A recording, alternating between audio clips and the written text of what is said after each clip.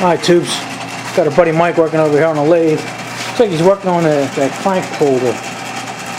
Where he had these are the bearings he made for it. I think he's gonna make them fit now. Yeah, they were a little bit tight fit, so I'm gonna open up the bore this just a little bit. It was a tight fit. Yeah, they were a little bit too tight because it was actually crushing the bearing down, the bearing halves a little bit. Mm-hmm. So I've got the full bronze. This is what those halves started out as. So you can see it's still a little bit of a tight fit. I need to take just another hair off of that, just so it slips in. Right. Right, and then the pins and adjust the shims to actually. Yeah. Yep. Change the tension on it. I know you're gonna put pins in there. A couple guys mentioned something about just extending the shims you have there, but there's a problem with that. And yeah, I mean the shims will stop it from rotating on the inside, but right. You know, there's the wall of the bearing is the same as where's the crank at? Alright. Right. So here's the crank, and here's one of the bearing halves. So you can see how that'll sit in there. Now, it'll keep it from rotating if the shim extends in there. Keep the bearing from rotating in the actual aluminum block, but you have to keep the block from wanting to walk back and forth on the bearing, because the bearing is locked in by the edges of the connecting rod here, or the crankshaft, and it's got originally it's got the little radius cut on it, just so that's also a bearing surface for your end play to keep it in center.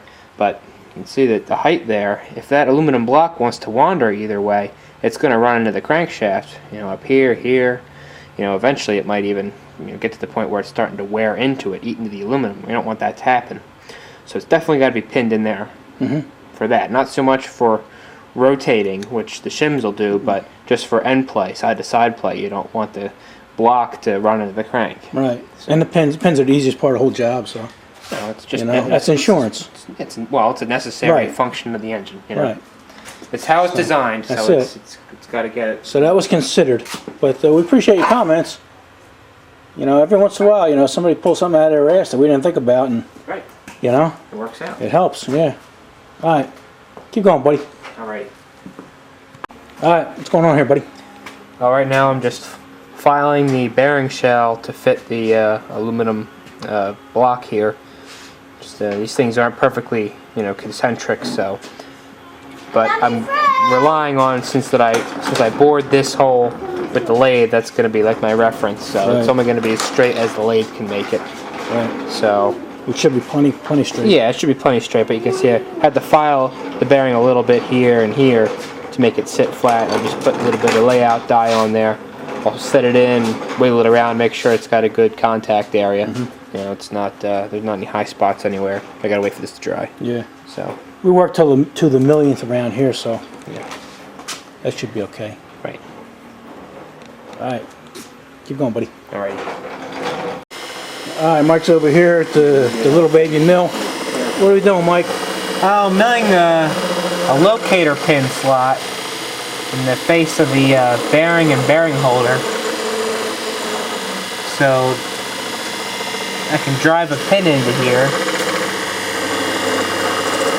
and that'll keep the bearing from sliding in and out of the holder, or rather keep the holder from sliding in and out on the bearing. You already bored everything out and everything's where you want it, right? You just gotta set it now. What do you mean? Set it and forget it? Yeah, well, the clearance,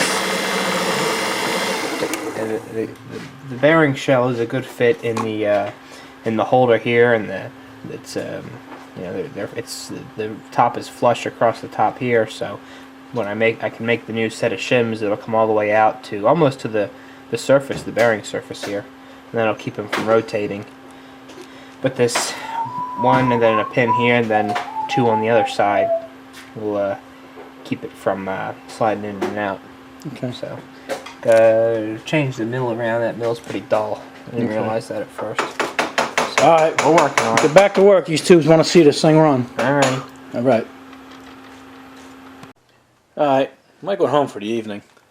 Like I say, Mike can't. He don't stay here very long. He gets up 4:30 in the morning sometimes, and he sometimes by the time he gets here he's whooped, so he can't stay very long because you got to get up again for the next morning. But this is where he ended up. He had to leave, and it looks like he. I don't know if you can see it. Let me see if I can turn the light on. It's pretty dark over here. I don't know if that helps or hinders it. I don't think it's helping much, so I'll leave it off.